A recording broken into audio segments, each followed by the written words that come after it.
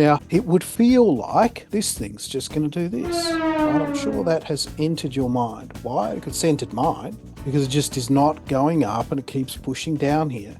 So that's what everyone else is going to be thinking as well. Well, not everyone, but many are going to have the same conclusion. Remember, this business is based on taking money off others, understanding where they're positioning. So we're not trying to predict price, we're trying to predict what others will do. So that feeling if it's just going to roll over, if it's got stronger, can I see evidence of that being represented by other participants? We saw plenty of it through here.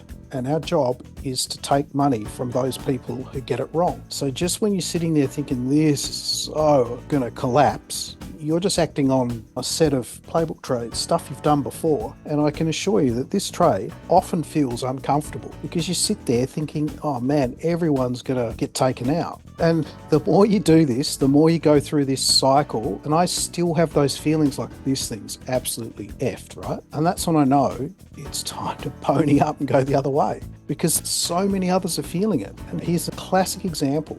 Now, just that on its own is useless because you can't replicate it, because you can't build stats on it. But when you've got parameters that you can work with, like a playbook trade, then it becomes much easier to implement it. Otherwise, if you're just doing it purely off what you think, where do you enter? Where do you exit? Where is it working for you? Where's it not working for you? I'm quite certain that what I felt during there, I am not the only one, meaning that you guys did as well. And it helps you recognize also when to press. So for example, you see this pushing up and you've all of a sudden recognized what's taking place. So do you pike there because it's just come off and exit? Or do you recognize that because of how strong that feeling was that this thing was going to go, that there are so many people in there that felt the same way. And there's no way that that business there represents all of them covering, because what do a lot of traders do? Wait for it to come back to break even. It's not very far away from down here, is it? So understanding when you get the sense of how others feel, because you feel it as well. The next evolution of your development is to start to incorporate it in terms of where to press and add. But that whole thing of piking out of trades,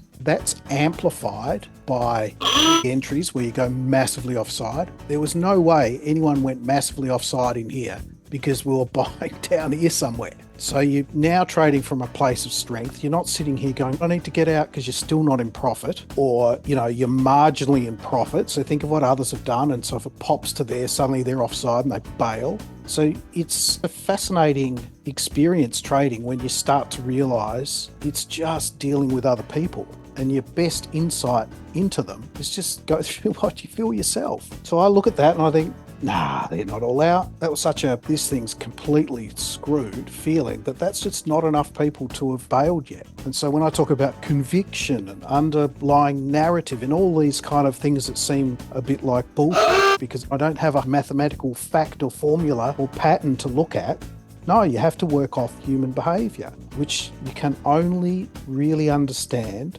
through feeling it yourself. So we can start thinking about, okay, at what point do other traders start going, oh, wow, man, this thing's going up, I better get in. So I've seen it move up, and as I said, don't pike back here. You've got a bit of selling here. So I then have to have a think about why would they sell there? Like if that's a good idea, why is it a good idea before I act on it? And of course, it could be just a red herring to try and attract others to go, oh, look, let's go short because this market's moved up. So you don't want to be caught on that. Now, you can appreciate you don't need many of these during the course of a day. It's cost me a couple of times in here to have scratches or whatever, but it's still brokerage or it's half a basis point. So that all still comes off as an expense. But you can appreciate that once you get really good at this, you don't need to make 20 of these a day. So there's a bit of a pause here now because we're a couple of minutes out, or less than a couple of minutes out from data. The behavior is likely to change. What I don't know is if it's just going to rip higher or it's going to roll over. So I'm going to do the prudent thing, which is just take money here. This hasn't broken down yet. So I'm going to go back to this and suggest that that was a red herring. It was just done there to catch people out, say go short. I think we're getting closer and closer to that. This thing's going up. You know, like it's getting pretty obvious, isn't it? So I've just got a little bit left in case we keep going, but I don't know that it's actually over yet. There's some more data and bits and pieces, and this is a good potential trap here. As I was saying before, at what point does it start going, it's really obvious that it's going up? And that was kind of, you know, in this vicinity, wasn't it? So nothing mathematical about that, just a bit of common sense.